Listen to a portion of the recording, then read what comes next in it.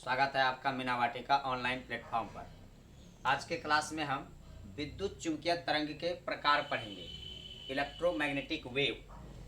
जैसा कि हमने पिछले क्लास में यांत्रिक तरंगा पढ़ा था, तो यांत्रिक तरंगा पढ़ चुका था। अब मैं पढ़ूंगा विद्युत चुंबकीय तरंग, जिसे आप इलेक्ट्रोमैग्नेटिक वेव कहते हैं, उसे हम स्टडी करेंगे। ध्यान दीजिएगा, विद्युत चुंबकीय तरंग पिछले क्लास में मैंने बताया था कि वैसी तरंगें जिनके संचरण करने के लिए, जिनके गमन करने के लिए किसी माध्यम की आवश्यकता बिल्कुल नहीं होती, यानी बिना माध्यम का जो भी तरंग संचरण करती है, गमन करती है, उसे हम विद्युत चुंबकीय तरंग के अंतर्गत रखते हैं। सभी विद्युत चुंबकीय तरंग अनुप्रस्थ तरंग है, याद रखिएगा। सभी विद्युत चुंबकीय तरंग है अनुप्रस्थ तरंग, और अनुप्रस्थ तरंग का सबसे बेस्ट एग्जाम्पल होता है प्रकाश, लाइट। तो चलेंगे हम एवं प्रकार से हम अच्छी तरीका से क्लियर कराते चलेंगे। इससे एग्जाम में क्वेश्चन रहता ही रहता है। और आपने जो थंबनेल में देखा कि मामा का तरंग धैर्य और मामा का भेदन क्षमता, भेगना का भेदन क्षमता, ये इस टाइप से आप सीखेंगे और अच्छी तरीका से सीख सकेंगे। चलिए, तो मेरे साथ बने रहिएगा शुरू से अंत तक। चलते हैं। देखिए, पहला मैंने लिया गामा रेज।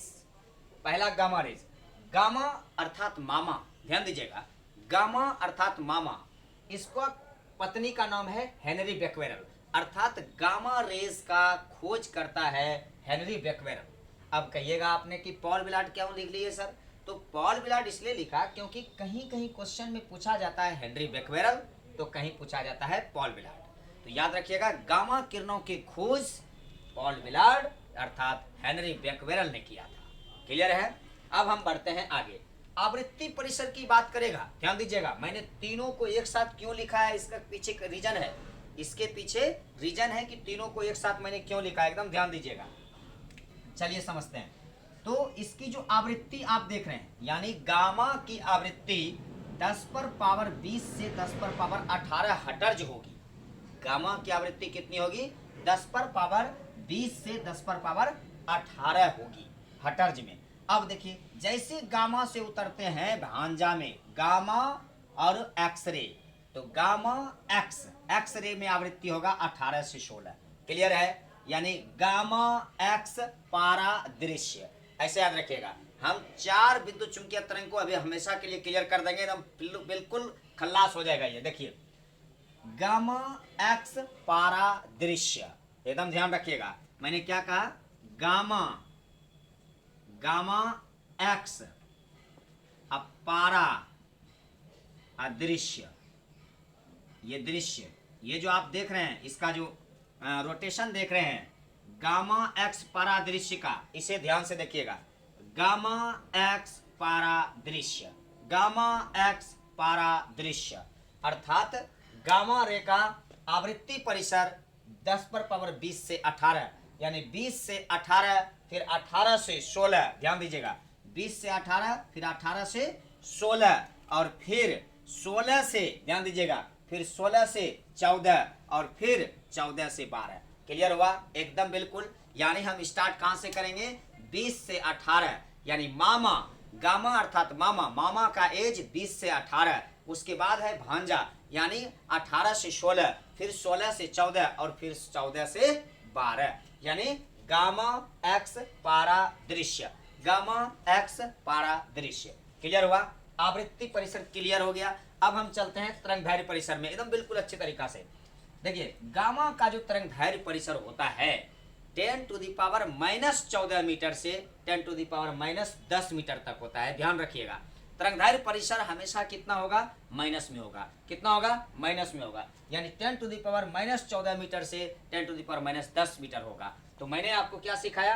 गामा एक्स पारादृश्य, गामा एक्स पारादृश्य। इसका मतलब हुआ कि माइनस में चलेंगे 14 से 10, फिर चलेंगे 10 से 8, ध्यान दीजिएगा, 10 से 8, फिर चलेंगे 8 से 7, देखिए 8 से 7, और 7 से 7। क्लियर है? यानी तरंगदैर्घ्य परिसर की जब बात होगी तो हम 14 से 10, 10 से 8, 8 से 7, 7 से 7।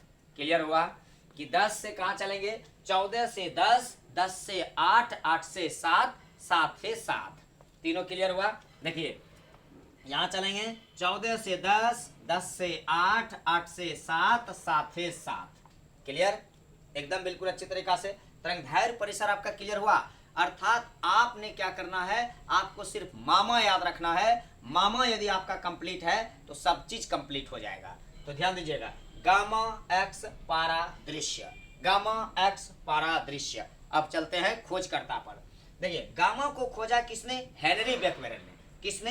हेनरी बेक्वेरेल ने। जब भूल जाइएगा तो याद रखिएगा कि जो आपका मामा है उनकी पत्नी का नाम हेनरी बेक्वेरेल या पॉल विलार्ड है।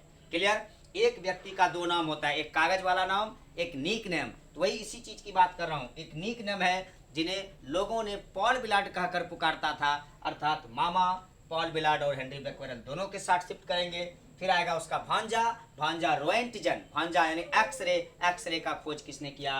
रोएंटजन ने किया। एक्सरे का खोज किसने किया? रोएंटजन ने किया। फिर हम कहाँ बढ़ेंगे? पराबैंगनी में। पराबैंगनी किरणों की खोज किसने किया?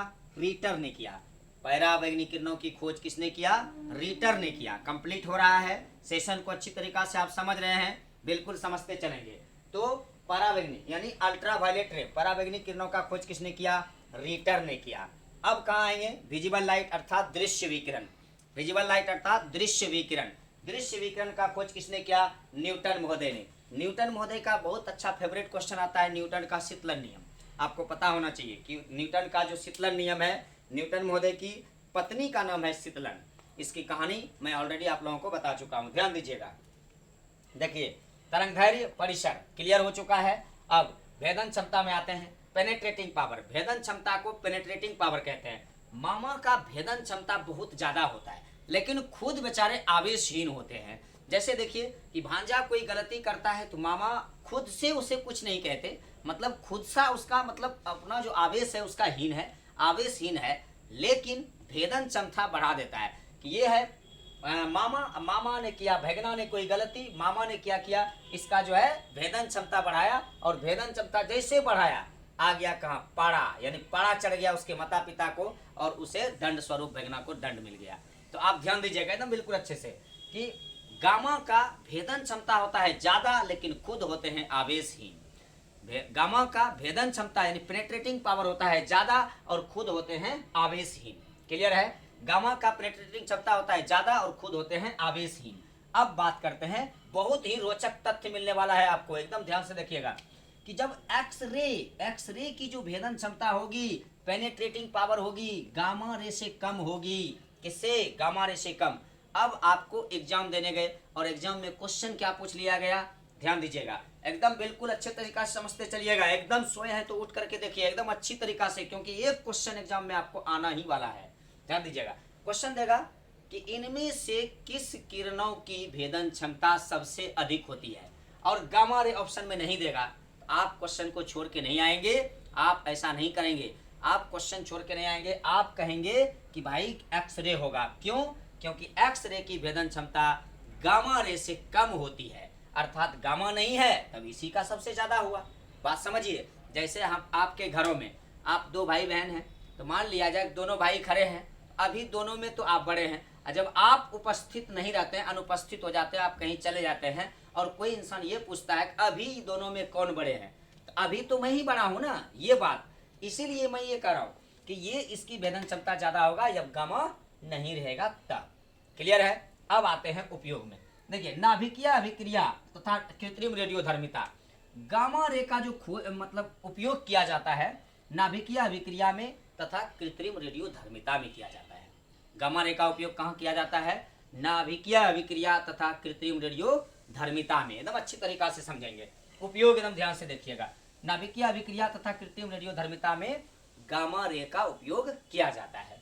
एक्सरे तो आप लोगों को पता होगा, एक्सरे क्या है कि जब अत्यधिक इलेक्ट्रॉन पुंज, मतलब बहुत अधिक ऊर्जा वाले, जब अत्यधिक ऊर्जा वाले इलेक्ट्रॉन पुंज कठोर धातु जैसे कि टंगस्टन से टकराया जाता है, तब एक्सरे उत्पन्न होता है। मेरे भाई अच्छी तरीका से समझिएगा, बिल्कुल सेशन बहुत अच्छा होने वाला है। ध्यान दीजिएगा कि जब अत्यधिक ऊर्जा वाले इलेक्ट्रॉन को कठोर धातु यानी टंगस्टन से टकराया जाता है तो एक्सरे उत्पन्न होता है, और एक्सरे का खोज किसने किया?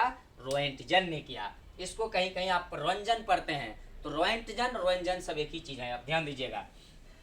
अब बात करते हैं इसका उपयोग।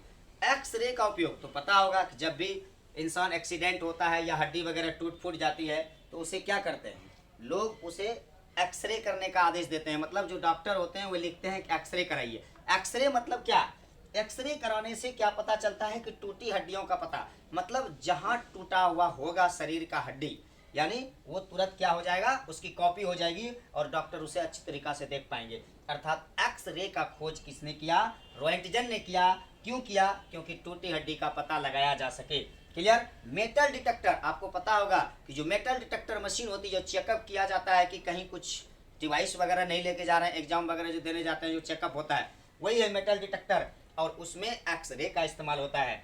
ध्यान दीजिएगा, चिकित्सा में तथा औद्योगिक क्षेत्र में, चिकित्सा के क्षेत्र में तथा औद्योगिक क्षेत्र में भी किसका इस्तेमाल किया जाता है, तो आप कहेंगे कि गामा ये एक्सरे का उपयोग किया जाता है। क्लियर है। चलिए बढ़ते हैं आगे। पराबैंगनी यानी अल्ट्रावायलेट रे, ये पराबैंगनी किरण क्या है, अल्ट्रावायलेट रे क्या है, इसका खोज किसने किया, रिटर ने किया। पराबैंगनी किरणों के द्वारा प्रकाश विद्युत प्रभाव उत्पन्न होता है। कहने का मतलब है पराबैंगनी किरणों के द्वारा फोटो इलेक्ट्रिक इफेक्ट को उत्पन्न कर सकते हैं। क्या कर सकते हैं, फोटो इलेक्ट्रिक इफेक्ट को उत्पन्न कर सकते हैं। क्लियर है। अब पराबैंगनी किरणों का जो उपयोग होता है, सबसे पहले सेकाई करने में है, जाली नकली जो दस्तावेज होता है, जाली दस्तावेज जो होता है उसका पता लगाने में, जल को शोधन करने में। जल को शोधन करने का मतलब हुआ कीटाणु नाशक करने में, यानी बैक्टीरिया वगैरह को मारने में किसका प्रयोग, पराबैंगनी किरणों का प्रयोग किया जाता है। साथ ही साथ अदृश्य लिखाई, मतलब ऐसा लिखावट जो दिखता नहीं हो, उसमें भी किसका प्रयोग किया जाता है, पराबैंगनी किरणों का प्रयोग किया जाता है। अब हम नेक्स्ट में बढ़ते हैं, क्या भाई, दृश्य विकिरण। दृश्य विकिरण क्या है भाई, न्यूटन ने इसको खोजा। दृश्य विकिरण का खोज किसने किया, न्यूटन ने। और ये तो आपको पता है कि विजिबल लाइट होता है दृश्य विकिरण, जिसके सहारे हम वस्तु को देख पाते हैं। देखिए एकदम ध्यान से देखिएगा कि वस्तु हम देख तब पाते हैं जब प्रकाश कहाँ पड़ती है, जब प्रकाश वस्तु पर पड़ती है या जब प्रकाश हमारी आंख पर पड़ती है। एकदम ध्यान दीजिएगा, क्या आंसर होगा आप ही बताइए। जब प्रकाश वस्तु पर पड़ती है तो इसके लिए आप एक जो है एक लिखें, जब प्रकाश वस्तु पर पड़ती है तो उसके लिए आंसर 1, और जब प्रकाश आंख पर पड़ती है तो उसके लिए आंसर 2। कौन सा आंसर होगा, आप एकदम सोच करके जवाब दीजिए, क्या आंसर होगा कि हमें कोई भी वस्तु क्यों दिखता है। ये दृश्य विकिरण दिखाता है कि दृश्य विकिरण है तो हम किसी भी वस्तु को क्या करते हैं, आसानी से देख सकते हैं, देखने में सहायता मिलती है। तो इसका सही जवाब क्या होगा बताइए। इसका सही जवाब होगा जब प्रकाश वस्तु पर पड़ती है, और वस्तु पर पड़ने के बाद प्रकाश कहाँ आती है, जो है हमारी आंख तक रिफ्लेक्शन होती है, तभी हमें वो वस्तु दिखता है। अर्थात जब प्रकाश वस्तु पर पड़ती है सही होगा, जब प्रकाश आंख पर पड़ती है बिल्कुल गलत जवाब होगा, वो आंसर कभी भी नहीं होगा। यानी प्रकाश पहले वस्तु पर पड़ता है, वस्तु पर पड़ने के बाद हमारी आंख तक परावर्तित होकर आती है, उसके बाद हम उस वस्तु को आसानी से देख पाते हैं।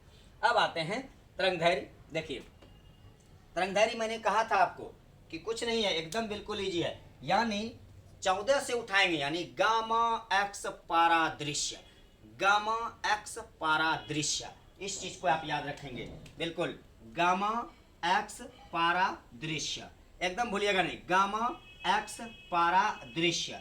ये गामा एक्स पारादृश्य बहुत अच्छा फॉर्मूला है और आपको कई एग्जाम का जो है आंसर हल कराएगा। देखिए गामा एक्स पारादृश्य, ध्यान दीजिएगा, मैं तरंगदैर्घ्य परिसर की बात कर रहा हूँ।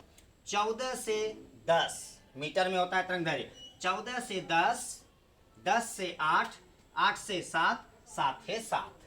क्लियर। 14 से 10, 10 से 8, 8 से 7, 7 से 7।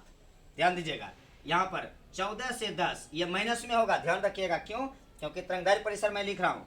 14 से 10, फिर 10 से 8, फिर 8 से 7, फिर 7 से 7। क्लियर है कि 14 से 10, 10 से 8, 8 से 7, 7 से 7, 14 से 10, 10 से 7, 10 से 8, 8 से 7, 7 से 7।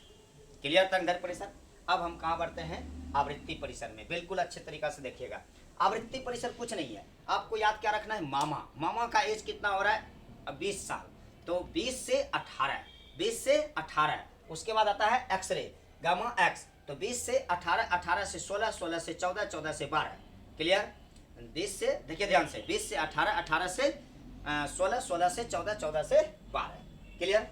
तरंगदैर्घ्य परिसर में थोड़ी सी आपको बिंदु याद रखनी है, थोड़ी सी, ज्यादा नहीं, थोड़ी सी। 14 से 10, 10 से 8, 8 से 7, 7 से 7 तो होगा ही, लेकिन दृश्य विकिरण में 3.9 से 7.8 यानी 39 दूनी 78, 39 दूनी 78, 39 दूनी 78। ये आपको दिमाग में रखना है कि जो है 39 दूनी कितना होता है भाई, 78। और इसमें सटाना क्या है, 10⁻⁻7 से 10⁻⁻7। क्लियर हो गया? एकदम बिल्कुल अच्छी तरीका से आप समझ पाए। तो आपको याद क्या रखना है, अंतिम जाते जाते आपको याद क्या रखना है, गामा एक्स पारादृश्य, गामा एक्स पारादृश्य, गामा एक्स पारादृश्य। तो आज का क्लास यहीं तक, मिलेंगे फिर अगले क्लास में, तब तक के लिए बने रहिएगा मेरे साथ। जय हिंद, जय भारत।